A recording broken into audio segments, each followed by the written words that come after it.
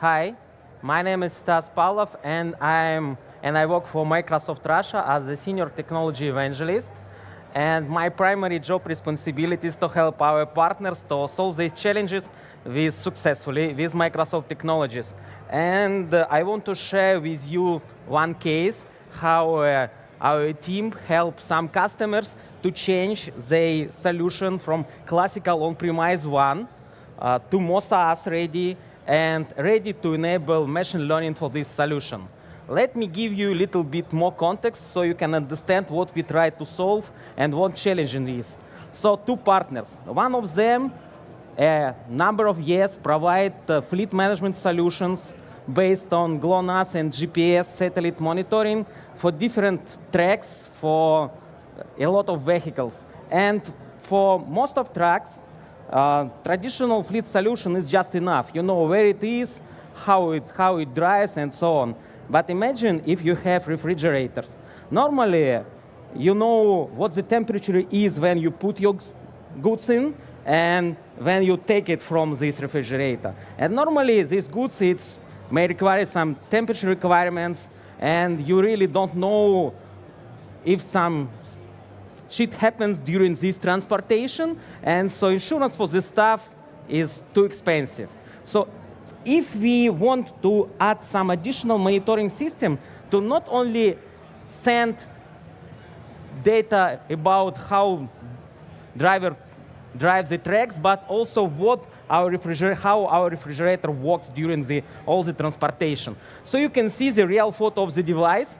The small device is, let's say, classical fleet management device, and the IQ Freeze device is the additional device which uses this other device as infrastructure, and this device collects refrigerator data from the sensors and send it to the cloud. And the idea not only tracks this data, but also then, when we have enough data, to enable machine learning capabilities to predict that we need to do some maintenance with this refrigerator before we send it to the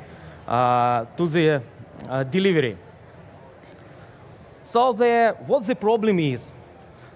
The classical solution, which was used by Technocom, was based on proven Win32 apps which run on hardware or VPC1.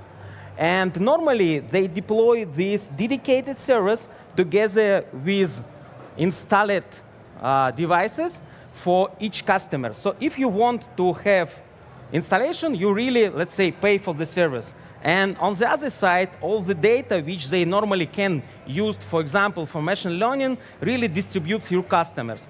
So they ask us to help enable new IQ Freeze solution to be more, let's say, data collection ready and to decrease the cost of installation. So what we proposed during the Hackfest as a, let's say, proof of concept, and so because a lot of devices already installed on the tracks, we can change protocol. It was TCP-based, in-house, not, let's say, industrial one. So we need some gateway, TCP one. So we decided to use cloud services, and then use IoT Hub as a collector of the data, then stream analytics to monitor average of the window, and to use machine learning as a follow-up to check if something happens with this stuff. So what we have as a result here. Let me show you some infra I already prepared for this demo. We have cloud services, two, already run. I deployed the solution here. It's just listen for TCP port. And then also we have IoT Hub. You can see, and I also can show you that I already registered device. Here, just for testing purposes. I will show you the code, how to deal with this stuff, very simple code. And of course, because it is a proof of concept, and we think about the future, and I just tell you what currently they used, I just add stream analytics jobs to move data from the IoT hub to the table, just for proof of concept purposes. So let's look how we deal with this. It is a simple cloud services app, which almost all done in run and sync method. So we have simple TCP server, which listening on, let's wait, listening on endpoint 10.10.0, just randomly selected for proof of concept for TCP1, and receives this data. And what we do first, we need to understand that we really can enable this protocol. For demo purposes, this code show very simplified protocol this device used. So, but in real cases, we need to check if you really can communicate with them. So for first interaction, we enable TCP listener and use internal persistent local storage, which can be enabled just by clicking this checkpoint to check if we can collect the data. So as soon as we can collect this data, we just move directly to store it into the Azure table. Very simple way. Just add. You can see the table hard-coded one. Receive from configuration connection string, and then add it. That's all. And I already deployed this solution for production, just because it's about from 1 to 5 minutes to deploy it, deploy cloud service to the cloud. And here is this very simple TCP sender. So let's look into the IQ Freeze Now Data Now table. You can see this table and production.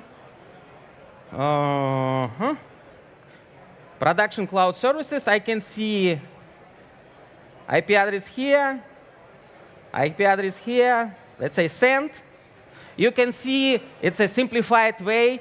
I send this ASCII message. They normally use binary encoded one, and I should respond them because I should confirm that I respond and decode this message. So you see that I respond the 10 symbol of the string.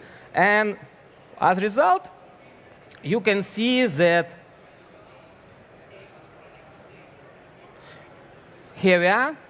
So our data is in the cloud. Cloud services can be scaled and very simplified. And I just know, because customer currently enabling this solution to production, that one instance can hold more than 5,000 of tracks, which just send data. So the next way, after we see that we can send the data to the cloud, we just decided to implement full the story, enabling Azure Analytics and other stuff. So to do with this, I just need to register device.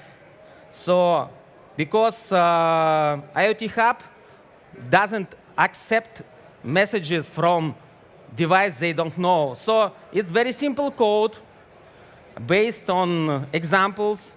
You can see that here the connection name to IoT Hub. IoT Hub owner is the mask permission one. IoT ingress Azure device net is the name of this one. The name, how to register it. And when I register it, I can go to the portal and see the keys. And I just create simple as a function where I just use IoT Hub, device key, and device name. And then I create device client, and then just put this data, send this data from the my cloud services to IoT Hub, like emulating virtual device inside my cloud services. And then, of course, currently my data is in IoT Hub. I need to move it from the IoT Hub to some other storage, and we need to we need to use stream analytics just because we need to enable machine learning lately. So we need to check that all this stack works fine. So let's look how stream analytics work. It's quite simple here. Very, very, very simple query. You can see I took all the stuff from IoT Hub. Here my IoT Hub, and put it into the table. Quite forward, and here you can see that is really my IoT Hub. You can see here IoT ingress, messaging, all the settings. It just and the output. It is normally you don't need to use Azure Stream Analytics for these tasks. In a few minutes, I show you the normal way how you can deal with IoT Hub if you don't need to do analytics. Because Azure Stream Analytics need to perform stream analytics. It's just we need to show the customers that they can enable this analytics in the future, and it is what I want to show you currently. So we have here, I deploy this solution in a staging environment of my cloud services and use as a table. As you can see, it's just IQ Freeze data, which also empty. So let's go to our services, check the IP address of the staging slot. Here we are.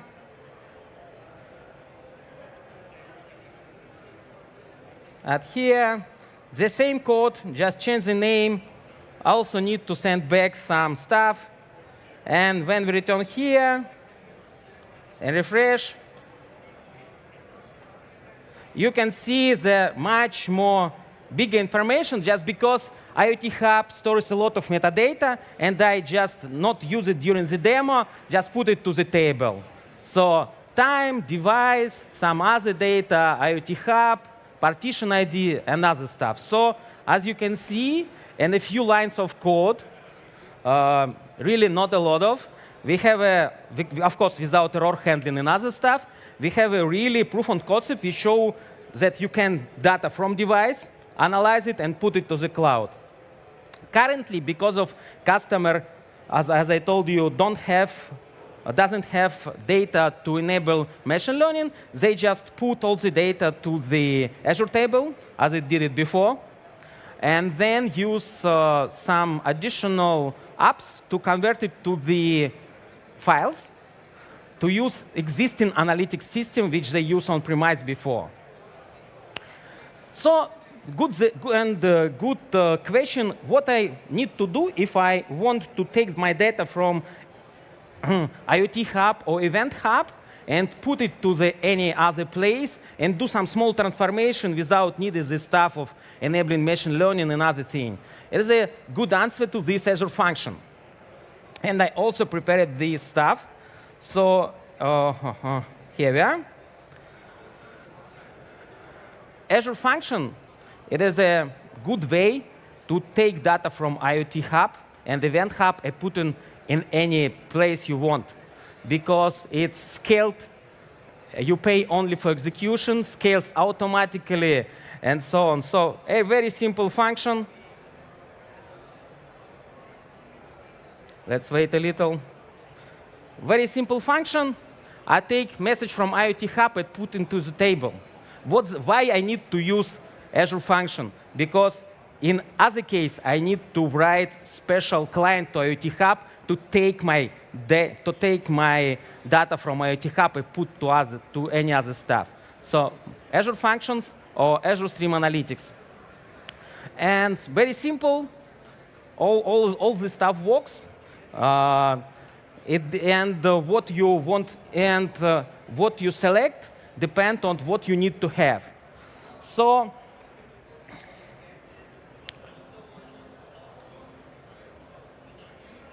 returning to the slide, just let me show some very quick finalize of this stuff. Simple TCP listener, really only maybe 5 lines of code.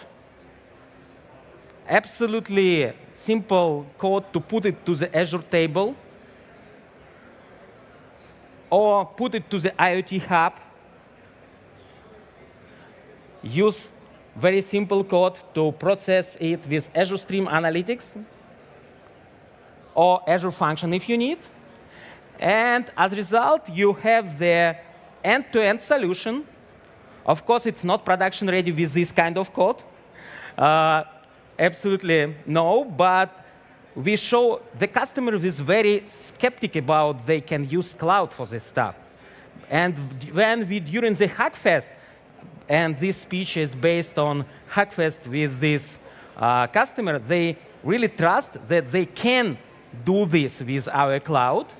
And currently, they plan it to have a delivery of this service to the real tracks. I mean, some tracks will use Azure-based services for the ingress of the data. And of course, I believe that if you're interested to look into all this code, I put it to the GitHub, including the ARM scripts to populate all this stuff except cloud services, because cloud services is only available on classic deployment, so you need to deploy cloud service manually. All the code, just remove all the keys. You need to create it by itself. So it's really, I believe, an interesting case how you can use PaaS to build the more SaaS-ready solutions for the customers who use Win32 app and hardware before. Thank you. Please complete the evaluation form. And if you're interested, take the code. I just removed. Take the code, read the report. It's much simpler story than I tell you, and revisit this session on Channel 9. Thank you.